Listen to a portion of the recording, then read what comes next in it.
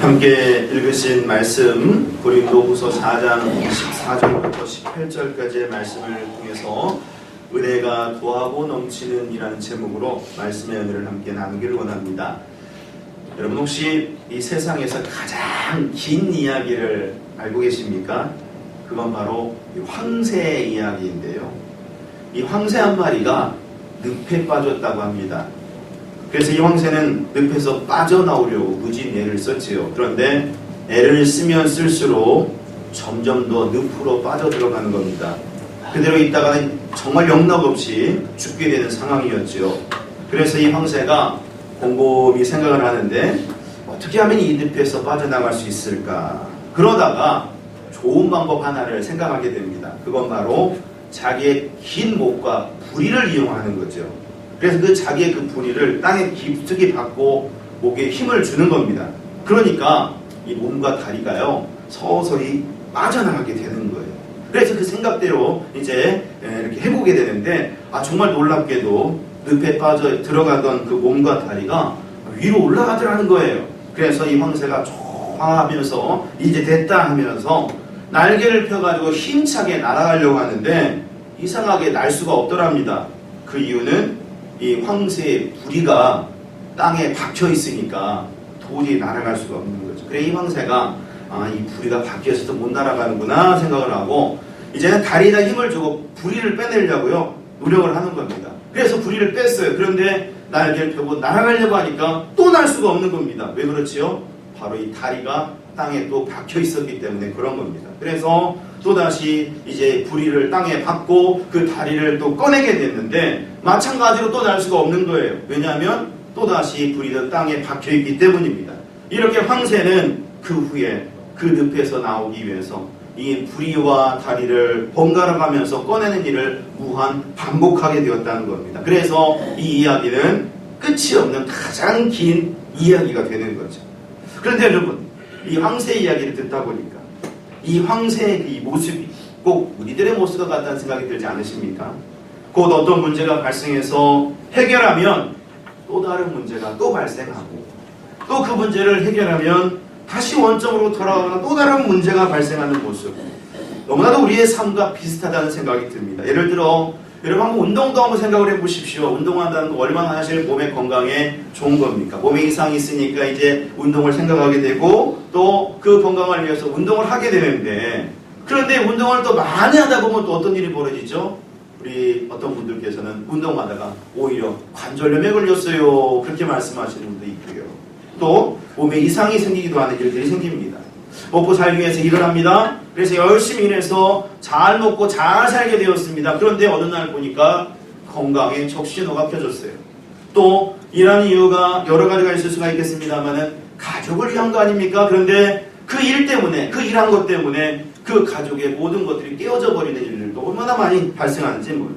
이렇게 뭔가 문제가 해결되면 또 다른 문제가 발생하는 일들이 얼마나 많이 일어나는가. 그래서 우리의 삶은 정말 이 황새처럼 문제의 늪에서 빠져나오지 못한 채 계속 그 문제를 반복해서 경험하는 삶이다. 이렇게 말할 수 있을 것 같습니다. 그렇다면 여러분 생각해 보실 것이 이러한 문제의 늪에서 과연 우리가 빠져나올 수 있는 방법은 없는 거겠습니까? 이 황새 정말 늪에서 빠져나올 수 있는 길 없는 것이겠습니까? 아니지요. 있지요. 그것이 무엇입니까? 그건 바로 누군가가 이 황새를 꺼내주면 되는 겁니다. 황새 스스로가 아니라 누군가 그 일을 해주면 되는 거죠. 마찬가지로 우리 인생의 문제 앞에서도요. 여러 상황 앞에서도요. 그 문제를 이겨나가고 극복하는 방법은 누군가 돕는 분이 있으면 되는 겁니다. 그 문제를 잘 이겨가도록 또 그 문제를 극복하는 데 다시 문제가 발생하지 않게끔 이끄시는 누군가가 계시면 된다는 겁니다. 그래서 그분으로부터 도움과 은혜를 입으면 되는 거죠. 그렇다면 여러분 그분 누구일까요? 세상의 권력자입니까? 아니면 세상에 돈 많은 사람들입니까? 아닙니다. 오히려 그런 사람들은 또 다른 부작용과 어려움을 야기시킬 수 있습니다. 그렇지만 딱 한 분 아무리 해도 부작용이 없고요. 아무리 해도 또 다른 문제가 발생하지 않는 분 그렇게 우리를 도우시는 분이 있으십니다. 가장 좋게 가장 행복하게 문제를 해결하시는 분이 있으시죠. 그래서 우리에게 은혜를 더하시는 분이 있으십니다. 여러분 그분 누구이십니까? 예, 바로 우리 주님이십니다. 우리의 연약함을 동정하시며 도우시는 우리 예수님 바로 예수님이 그분이십니다. 그래서 우리의 삶을 주님이 도우시면 언제나 은혜로 넘쳐나게 되는 거예요. 그래서일까요? 오늘 말씀 15절을 보시게 되면 이런 말씀이 있습니다. 자, 우리 오늘 본문의 15절 말씀을 같이 함께 읽어보시겠습니다. 함께 시작. 이는 모든 것이 너희를 위함이니 많은 사람의 감사로 말미암아 은혜가 더하여 넘쳐서 하나님께 영광을 돌리게 하려 함이라. 아멘. 말씀 보십시오. 지금 사도 바울이 말하기를 이 모든 것은 너희를 위함이다 라고 말하죠. 이 너희는 누구냐면 먼저는 고린도 교인들을 말하는 것이고요. 또 더불어 모든 믿는 자, 바로 우리들을 말한다고 말할 수가 있을 겁니다. 그런데 잘 보십시오. 너희를 위한다 라고 하는데 그 너희에게 임하는 것이 무엇이라고 합니까? 바로 은혜죠. 은혜를 말하고 있습니다. 특히 은혜가 더하여 넘쳐서, 은혜가 더하여 넘친다는 것은 얼마나 좋은 모습입니까? 은혜가 더한다, 넘친다, 그냥 조금 있는 정도가 아니라 더하여 넘친다 그랬습니다. 풍성하다는 거죠. 그래서 하나님께 영광 돌린다는 거예요. 그런데 이 일이 어떻게 이루어지는가 보니까요, 물론 그 전의 말씀을 다 우리가 봐야 됩니다만은 바로 그 앞구절만 보더라도 그 원인을, 그 요인을 알 수가 있습니다. 14절 말씀 한번 보시겠습니다. 다시 한번 읽어보죠. 읽겠습니다. 시작. 주 예수를 다시 살리시니까 예수와 함께 우리도 다시 살리사 너희와 함께 그 앞에 서게 하실 줄을 아노라. 아멘. 말씀 잘 보십시오. 주 예수를 살리시니가 예수와 함께 우리도 다시 살리사 우리를 주님과 함께 서게 하신다 하십니다. 여기서 말씀하고 있는 살리시는 이는 우리 하나님이시오, 살으신 분은 우리 예수님이신데, 더불어서 말씀을 보니까 이 부활하신 주님과 더불어 우리도 부활해서 은혜를 누리게 된다. 죽음을 이기신 주님과 함께 우리도 승리하게 된다라는 것을 지금 선포하고 말씀하고 있습니다. 바로 예수 그리스도를 통해서 우리가 은혜를 누리게 된다는 거예요. 더하고 넘치게 풍성히 그 은혜를 누려가게 된다는 거죠. 그러니 여러분, 우리에게 필요한 것이 무엇입니까? 가장 중요한 것이 무엇입니까? 그건 바로 예수님을 전적으로 의지하는 거죠. 이것을 우리의 삶 속에서 가장 중요하게 여기며 믿고 그렇게 나아가야 되는 것입니다. 하루는 어떤 강사가요, 학생들에게 강의를 하기 위해서 들어왔는데 항아리와 여러 돌들 그리고 모래 뭐 이런 것들을 다 들고 들어오더랍니다. 그리고 나서 가장 큰 돌 하나를 그 항아리에 넣고요, 이렇게 질문을 했대요. 이 항아리가 가득 찼습니까? 그러니까 이 학생들이 무슨 일인가 해가지고 대답을 하지 못하고 의아하다는 듯이 이렇게 표정을 지으면서 쳐다보는데, 그냥 강사가 그 모습을 보고 난 다음에 그 학생들을 보면서 이번에는요, 주먹만한 돌, 그 큰 돌에 비하면 작은 돌이죠. 그 주먹만한 돌을 갖다가 그 항아리에 이렇게 넣기 시작하더래요. 그러니까 이제 많이도 항아리가 찼겠죠. 그런데 그 순간에 이 학생들에게 물었대요. 이 항아리가 가득 찼습니까? 그러니까 이 학생들이 이번에는, 전에는 말하지 못하고 있다가 예 하고 대답을 한 거예요. 그러니까 이 강사가 뭐라고 하냐면 정말입니까? 하니까 좀 학생들이 이제 의아하게 생각한 거죠. 그랬더니 이 강사가 하는 모습이 조그만 자갈을 갖다가, 그보다 더 작은 자갈들을 갖다가 그 항아리에 계속 넣더랍니다. 그리고 막 흔들었대요. 그러니까 더 많이 들어갔겠죠. 그래서 이 자갈들까지 가득 채워지게 된 거예요. 그러면서 또 질문을 하기를 이 항아리가 가득 찼습니까? 학생들께 물어봤어요. 그러니까 이 학생들이 이번엔 눈치가 빨라가지고 글쎄요 하면서 대답을 한 겁니다. 근데 이 강사가 그 말을 듣더니 좋습니다 하고는 모래를 거기다 또 넣기 시작하더래요. 그러니까 모래가 쭉 들어가니까 어떻게 됐겠습니까? 항아리가 더 채워지게 되었겠죠. 그러고 난 다음에 이제 이 강사가 학생들에게 이 항아리가 가득 찼습니까? 그러니까 이번에는 이제 또 이렇게 영특해가지고 학생들이 또 알아가지고 아니요 라고 얘기한 겁니다. 이제는 뭔가 들어갈 게 있을지도 모른다 생각한 거죠. 그러니까 이 강사가 맞습니다 하더니 주전자의 물을 거기다 쭉 붓기 시작하더래요. 그러니까 여러분 완전히 다 채워졌겠죠. 이 항아리가 빈틈이 없이 다 채워지게 된 겁니다. 그러고 난 다음에 다 채워진 항아리를 이렇게 쭉 보면서 이 강사가 학생들에게 물었대요. 여러분, 이 실험의 이 모습에 이것의 의미가 무엇이겠습니까? 질문을 하니까 학생들이 여러 가지로 대답을 하는데, 그건 아무리 스케줄이 바쁘더라도 열심히 노력하면 새로운 일을 할 수 있는 것이지 않겠습니까? 가능성이 없는 상황 속에서도 가능성이 있다는 거 말하는 거 아니겠습니까? 뭐 이렇게들 사람들이 얘기를 했어요. 그런데 그때 강사가요, 그 말을 다 듣고 난 다음에 다 맞는 말입니다 하고 난 다음에 이렇게 대답을 했대요. 다 맞는 말이지만 지금 이 모습의 의미는, 이 실험의 요점은 이것입니다 라면서 말하는데, 여러분 만약에 이 항아리에 제일 큰 돌을 제일 큰 돌을 제일 먼저 집어넣지 않았다고 한다면 영원히 큰 돌은 이 항아리에 들어가지 못했을 것입니다. 제일 먼저 해야 될 것을 제일 먼저 하는 것이 중요한 겁니다. 라는 것을 얘기하더라는 거예요. 정말 그렇습니다, 여러분. 모든 일에는 순서가 있고요. 모든 것에는 가장 핵심적인 것이 있게 마련입니다. 바로 이런 차원에서 본다면 우리가 문제를 해결하고 은혜 속에 살아감에 있어서 가장 핵심적인 것이 무엇입니까? 여러 가지 많은 것들을 할 수가 있지만 가장 핵심적인 것, 그게 바로 뭐냐면 예수님이 의지하는 거예요.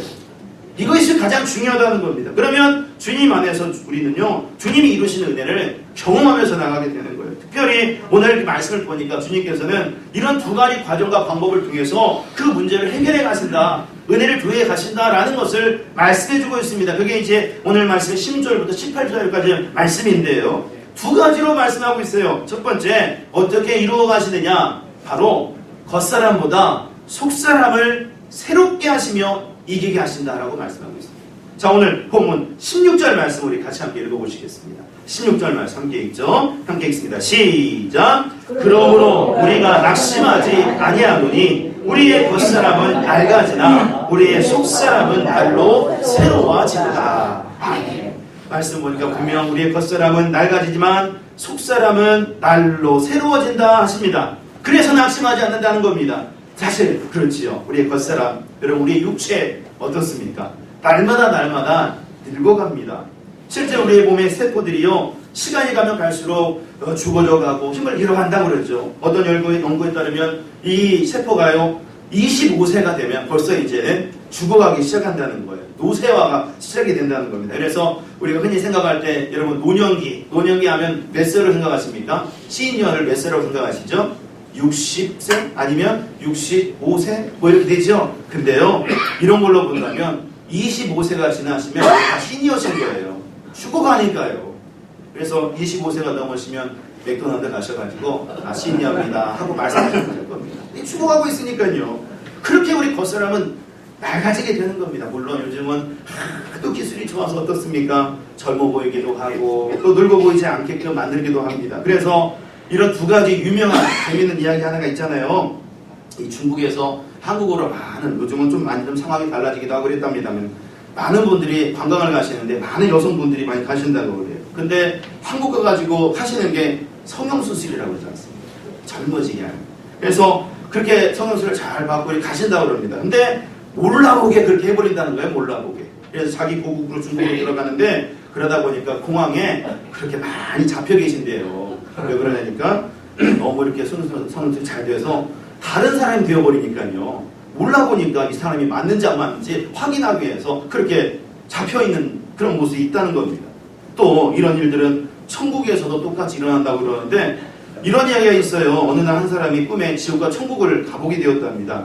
근데 이분이 평소에 좀 잘못 살았던지 천국과 지옥을 보게 되는데 천국 먼저 보지 않고 지옥부터 보게 하겠다 이렇게 이제 생각을 했던 것 같아요. 그래서 거기를 먼저 가게 된 겁니다.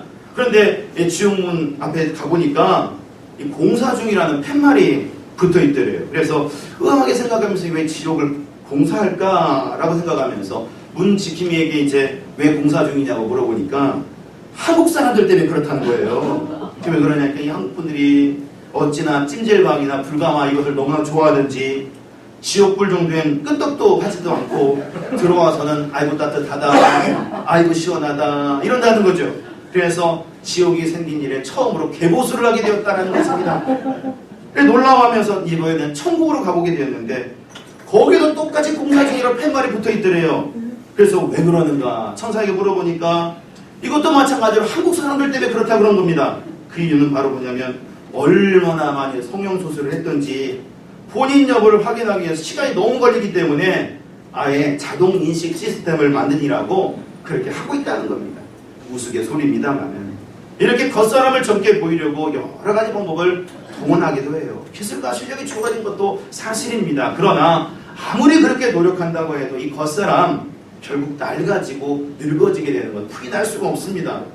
그리고 이 겉사람은 문제를 해결할 수가 없어요. 그런데 놀라운 것을 보십시오. 주님이 우리로 하여금 말씀하시는 것은 비록 겉사람은 낡아지지만 속사람은 새롭게 된다고 말씀하고 있습니다. 그렇게 주님이 만들어 가신다는 거예요. 우리의 속사람, 그 무엇을 말하는 겁니까? 우리의 마음과 영혼을 말하겠죠. 그것이 늘 새롭게 만들어 가 주신다는 거예요. 더 젊게 만들어 가신다는 거예요. 우리가 주님을 의지하여 그렇게 이끌어 가신다는 것입니다. 그러니 생각해 보십시오, 여러분. 이렇게 속사람이 새롭게 되어지니 어떻게 되겠습니까?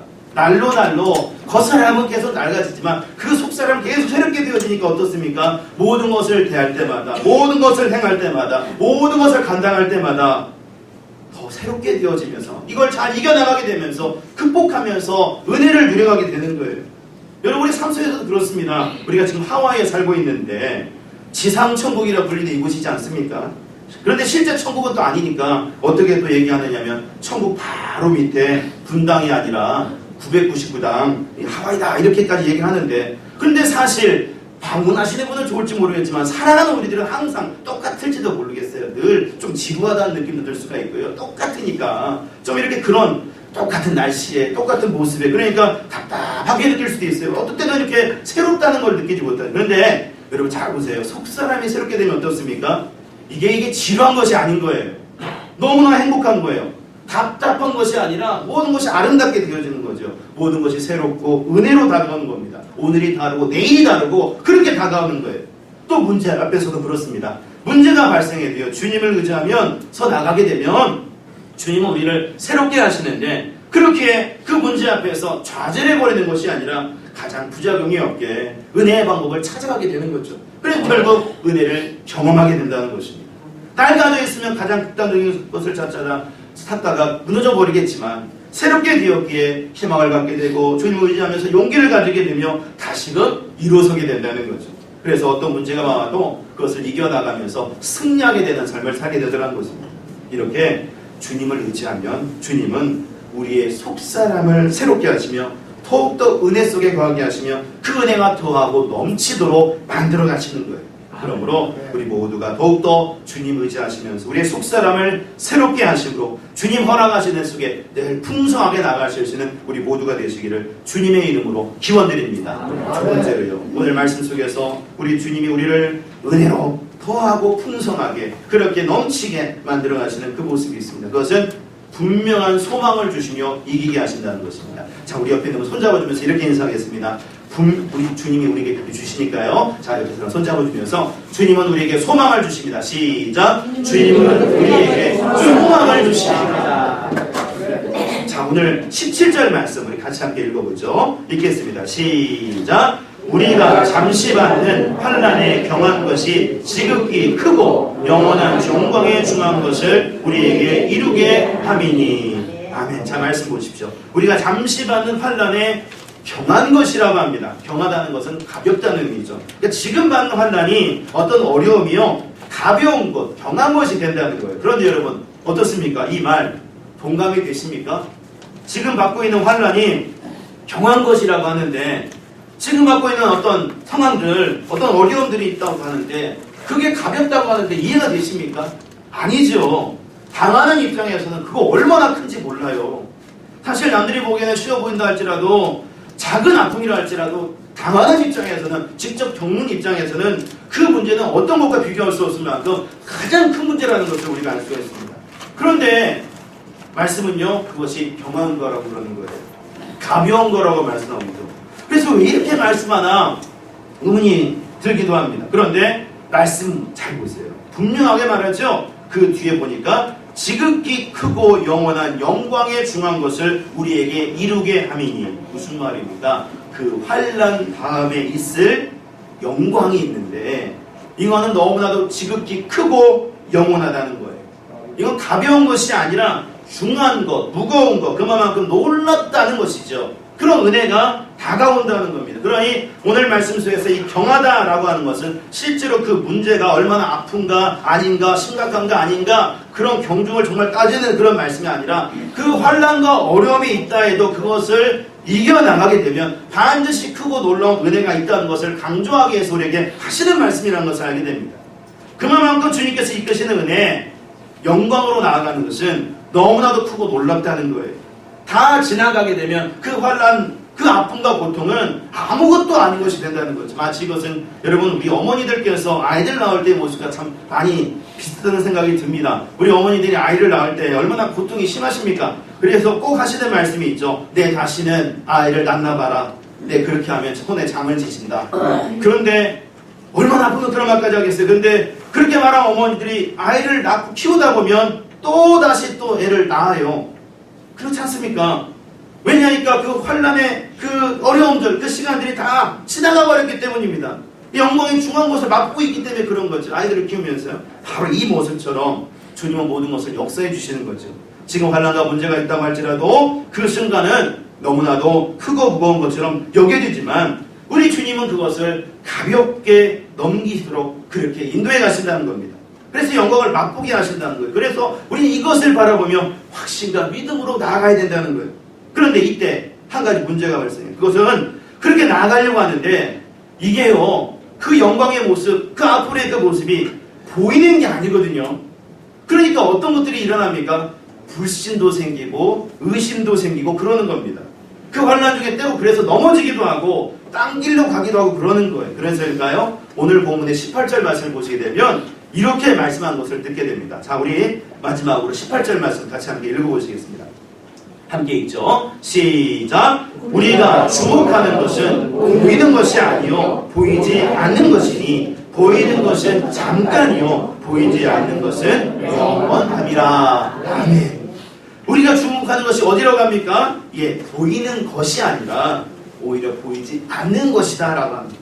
지금 보이는 것이 아니라 보이지 않는 그 후를 집중한다라는 말이에요. 그 예를 들어 여러분, 지금 우리가 만약에 환난 중에 있다. 그것이 보입니까? 안 보입니까? 보이죠. 환난 중에 있으면 그 고통스러운 모습과 힘이 드는 모습들을 볼 수가 있습니다. 그런데 그 뒤에 있는 영광, 그 환난 다음에 있는 영광 볼 수 있습니까? 없습니까? 안 보여요. 그 순간에는요. 그렇지만 지금 말씀, 어떤 말씀입니까? 그것이 분명히 있다는 거죠. 그 영광된 그 모습이 있다는 겁니다. 그래서 보이지 않지만 그것을 확신하면서 가라. 그걸 주목해서 봐라. 다 지나가게 될 것이니까 주목해서 봐라 이 말입니다. 또 이걸 조금 확대시켜보면 우리 믿음의 그 과정 속에서, 신앙의 과정 속에서 우리 천국을 바라보는 것도 그래요. 여러분, 우리가 순간순간 살아가고 이 세상에서 여러 가지 모습으로 살아가는데 여러분, 우리 삶의 모습들 사실 다 보이지 않습니까? 여러 가지 모습으로 살아가는 모습들이 다 보이죠. 근데 그 위에 있을 천국, 여러분 보입니까? 안 보입니까? 안 보여요 지금. 그러니까 어떻게 되죠? 막 의심하고 여러 가지 생각을 하게 되는데 보이지가 않습니다. 그런데 분명하게 이 말씀을 통해서도 증거되는 것은 있다는 거예요.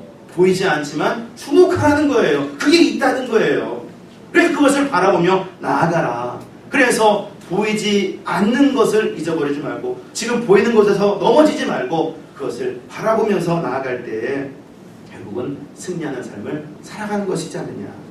또 말씀 보시면 이런 말씀이 있잖아요. 그 뒷부분을 보니까 보이는 것은 잠깐이요 보이지 않는 것은 영원함이라.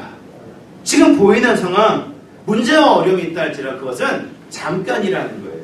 이것 또한 지나간다는 거죠. 그러면 이기게 되면, 그래 지나가게 되면 영원한 기쁨을 결국 누리게 된다라는 것을 말씀하고 있습니다. 이것이 주님께서 우리에게 주시는 말씀이고 또 소망 가운데 이기며 나아가도록 하시는 주님의 방법이라는 거예요. 그것을 믿고 붙잡으며 나아가라고 하는 것이죠. 그러니 어떻습니까? 이 사실을 기억한다면 지금 우리에게 닥친 문제나 또 여러 가지 어려움들이 있을 수가 있을 텐데 주님은 반드시 이기게 하신다는 것을 알고 분명한 소망을 두고 주님 앞에 나아가는 우리 모두가 되어야 되지 않겠습니까? 그러면 주님께서는 그것을 들으시면서 반드시 이기게 하신다는 사실을 여러분 꼭 기억하시면서 정말 소망을 주님 앞에 두고 그리고 그 소망 가운데 늘 나아가시는 우리 모두가 되셔서 주님이 주시는 은혜를 경험하시고 특별히 그 은혜가 더하고 넘치도록 받으셔서 날마다 주님 안에 승리하며 나아가실 수 있는 저와 여러분들의 삶이 되어지시기를 예수님의 이름으로 축원드립니다. 기도하겠습니다. 하나님 아버지, 저희들의 삶 가운데